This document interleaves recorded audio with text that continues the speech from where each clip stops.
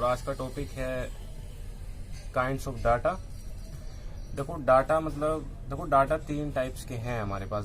Generally जो major types हैं 3 हैं। वैसे और भी टाइप्स हैं लेकिन वो इन्हीं में से निकले हुए हैं, है ना। तो डिराइव टाइप्स भी कह सकते हैं उनमें से, इनमें से डिराइव किए गए टाइप्स हैं। इनको मिक्स करके अलग अलग तरीके के टाइप्स बने हुए हैं। तो वो नहीं, हम मेजर टाइप्स देखेंगे। जो मेजर टाइप्स होते हैं 3, वो character, integers and floating points numbers. Okay, देखो फ्लोटिंग पॉइंट्स नंबर्स को डेसिमल नंबर्स भी बोलते हैं। डेसिमल नंबर मतलब कि मेरा मतलब वो है जिनमें डेसिमल लगा हो, पॉइंट लगा हो, जैसे कि 6.2, 6.3, है ना। तो ये 6.2, 6.3 ये फ्लोटिंग पॉइंट्स नंबर होते हैं। अगर मैं खाली 6 लिखूं तो वो फ्लोटिंग पॉइंट नंबर नहीं होगा।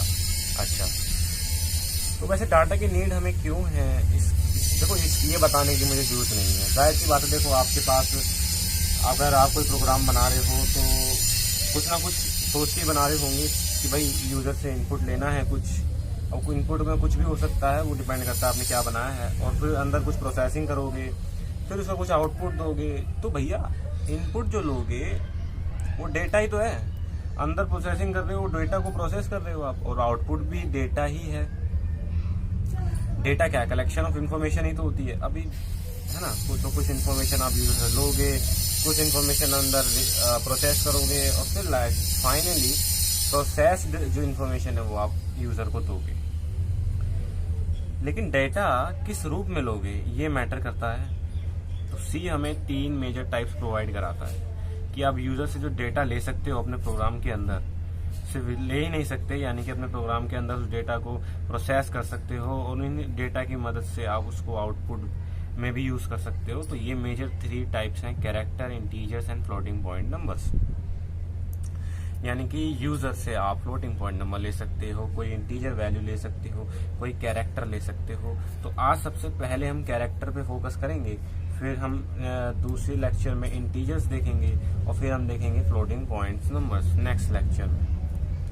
और फिर मैं इसका एक प्रोग्राम बना के दिखाऊंगा कैसे मैं प्रोग्रामिंग में इसका यूज करूंगा, कंपाइल करके प्रैक्टिकल वीडियो डालूंगा। ठीक है, तो आज जरा देखें कैरेक्टर्स को।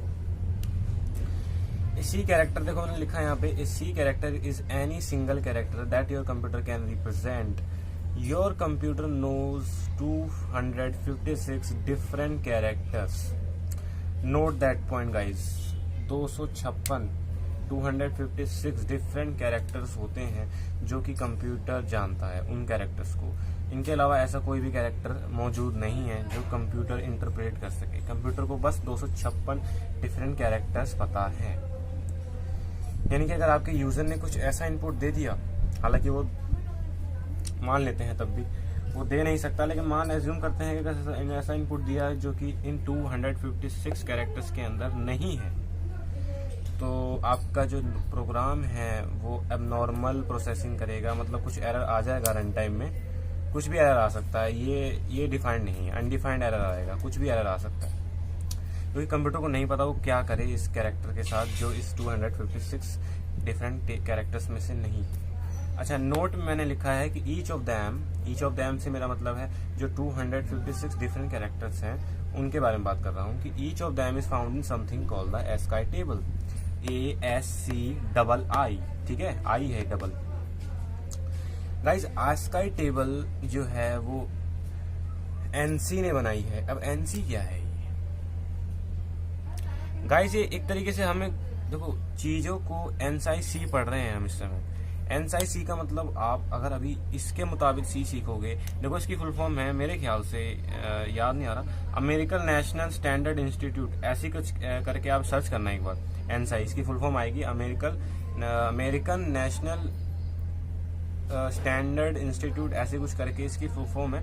तो एक्चुअली में ये ऑर्गेनाइजेशन चीजों को स्टैंडर्डाइज करने का काम करती है। मतलब एक स्टैंडर्ड चीज बना देती है। जैसे कि कीबोर्ड है, कीबोर्ड में एक सब आप कहीं से भी किसी भी कंपनी का कीबोर्ड ले लो, NSI स्टैंडर्ड कीबोर्ड होते हैं वो। यानी कि आप जापान चले जाओ, अमेरिका चले जाओ, इंडिया चले जाओ, आपने ए प्रेस किया तो ए ही प्रेस होगा। वो एक स्टैंडर्ड बन चुका है ना। एक स्टैंडर्ड बनना यानी कि हर जगह कहीं भी चले जाओ वो चीज वैसी ही मिलेगी, ऐसा ये होता है स्टैंडर्ड का मतलब। तो वैसे एस्काई टेबल एनसी ग्रुप ने ही बनाई है, ऑर्गेनाइजेशन ने बनाई है। इसके अंदर के स्टैंडर्ड कैरेक्टर्स इन्होंने डिफाइन करे हैं 256 कि भाई आप कहीं भी प्रोग्रामिंग कर रहे हो किसी भी देश में बैठकर किसी भी लैंग्वेज में, तो यहाँ सिर्फ 256 कैरेक्टर्स ही जो है स्टैंडर्ड कैरेक्टर्स होंगे और हर प्रोग्रामिंग में हर कंप्यूटर उसको समझ पाएगा, उसे इंटरप्रेट कर पाएगा। ठीक है, तो ये होती है एस्काई टेबल। अच्छा, मैं एस्काई टेबल आपको एक बार नज़र मारनी चाहिए। एस्काई टेबल मैं जो है ये वीडियो के डिस्क्रिप्शन में मैं इसका लिंक दूंगा, आप उसे खोल के देखना। उसके अंदर 256 टेबल कैरेक्टर्स होंगे डिफरेंट, जिनके देख लेना चाहे तो आप, है ना। वहाँ पे उनकी hacks values, ASCII values, decimal values भी दी होंगी। आप उनको मत देखना, बस मैं टेबल को देखने के लिए कह रहा हूँ। आप एस्काई वैल्यूज देखो जो एक अभी कैरेक्टर में देखो, कैरेक्टर क्या होते हैं। कैरेक्टर ए कैरेक्टर है, बी कैरेक्टर है, सी कैरेक्टर है, D E B C D पूरी अल्फाबेटिकल चीजें हैं, वो सारी कैरेक्टर हैं। बट गाइस सी के अंदर एक बढ़िया चीज क्या है, देखो यहाँ 4 भी कैरेक्टर है। अब कहोगे यार 4 तो इंटीजर है, 4 तो इंटीजर है, तो ये कैरेक्टर कैसे हो गया। देखो जो स्पेशल कैरेक्टर्स में और भी मैं बताता हूँ अभी क्या है। देखो अगर आप इसकी बात करो तो ये ऑपरेटर है, ऑपरेटर मैंने अभी नहीं पढ़ाया है।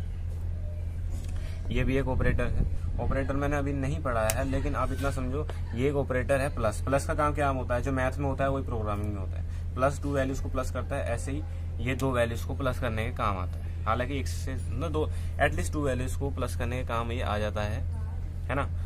तो अभी यहाँ पे तो ये ऑपरेटर का काम कर रहा है, लेकिन ये भी कैरेक्टर में इंक्लूड किया जा सकता है। यानी कि आप किसी इंटीजर को एज अ कैरेक्टर बनाना चाहते हो उसी के अंदर, तो बन जाएगा। कैसे बनेगा, देखो प्रोग्रामिंग में जब आप सी में काम करते हो तो आपको जब कैरेक्टर के साथ डील करनी होती है तो कैरेक्टर को ना हमेशा सिंगल क्वार्ट में रखा जाता है। अगर आपको चाहिए कैरेक्टर ए की बात करें हो, अगर मैं कहूँ कि A is a character, then a single quote में होगा। अगर सिंगल क्वार्ट में नहीं है तो ए कैरेक्टर नहीं। प्रोग्रामिंग की बात कर रहा हूँ। बी कैरेक्टर अगर लेना है तो सिंगल क्वार्ट में ही लेना पड़ेगा।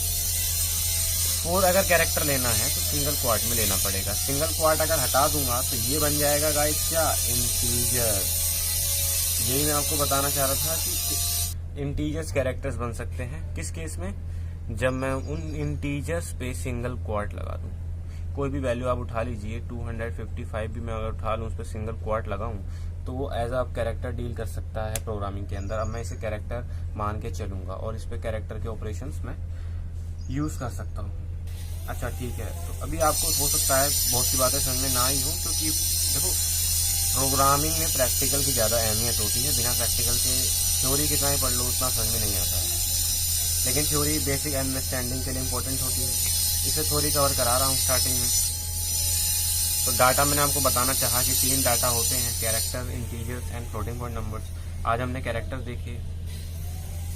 अच्छा मुझे एक सिंपल कैरेक्टर देखे, ABC कोड, स्पेशल सिंबल्स, है ना, कैरेक्टर कुछ भी हो। अब कितने टोटल 256 कैरेक्टर्स है, वो तो मैं आपको यहाँ गिनवा नहीं सकता, इसलिए मैं डिस्क्रिप्शन में आपको दे रहा हूँ। एस्काई टेबल में जाओ, वहाँ पर आपको ए मिलेगा और ए की जो डेसिमल वैल्यू है, हेक्साडेसिमल वैल्यू है, वो भी आपको वहाँ मिल जाएगी। बी कैरेक्टर मिल जाएगा, सी मिलेगा, वहाँ पर 4 1 2 3 4 गिनतियाँ भी मिलेंगी आपको। ठीक है, 1 0 1 2 3 4 9 तक गिनती भी मिल जाएगी आपको। मतलब जितने कैरेक्टर होते हैं उनसे कोई भी कैरेक्टर फालतू नहीं होता, सारे कैरेक्टर एस्काई टेबल में होते हैं। जाओ देखो, थोड़ा सा समझो, उस पर रिसर्च करो, कुछ एक्स्ट्रा काम करोगे तो कुछ एक्स्ट्रा सीखोगे। ठीक है, टोटली मत डिपेंड होना मुझसे, कुछ अपने आप से भी करने की कोशिश करना, स्किल्स डेवलपमेंट हो जाएगा।